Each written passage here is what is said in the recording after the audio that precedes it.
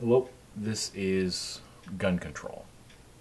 And one of the fascinating things about this world is, especially in America, the idea of gun control. And people will say, well, it is our, I'm guessing, Second Amendment right because it said we have the right to bear arms. Well, I've got two arms. I'm born with two arms. So that fulfills that right there. Obviously, it's talking about weapons. It doesn't say guns. It doesn't say you have the right to bear guns. It says you have the right to bear arms.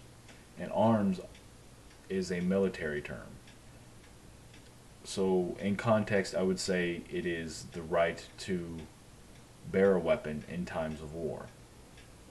Now, because society sees itself at war with itself, that neighbor fights against neighbor, and brother fights against brother, it's still a civil war practically.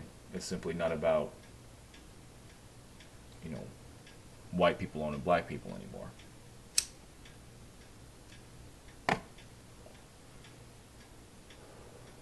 It's about people owning up to themselves.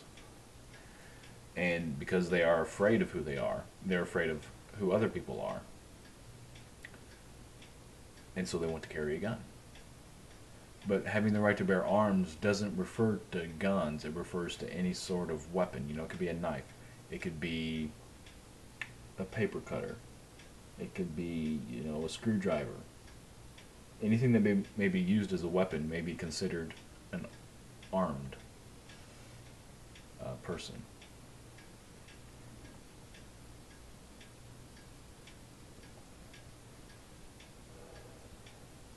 So I don't know how the right to bear arms became the right to carry a gun. It's not the same wording.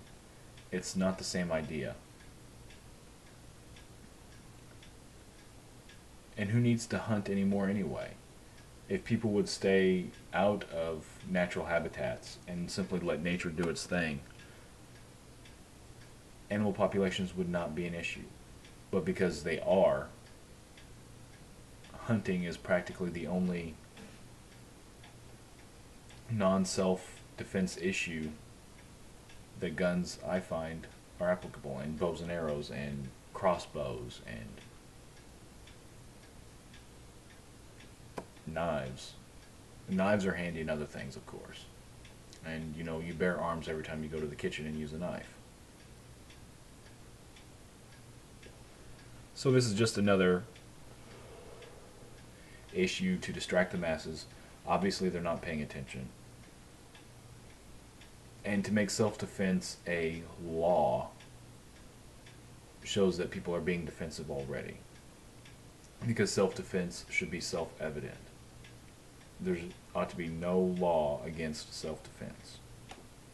And for those who make gun control about being able to defend yourself as if someone might be breaking into your house, a reporter asks, is the potential for your house being broken into worth the actual deaths that occur every day due to guns, especially illegal guns? It's a good question, because there are other ways to defend yourself other than a gun. So I'm not necessarily for gun control. I am for human self-control. If people stop killing people, guns will stop killing people, and gun control will not be an issue.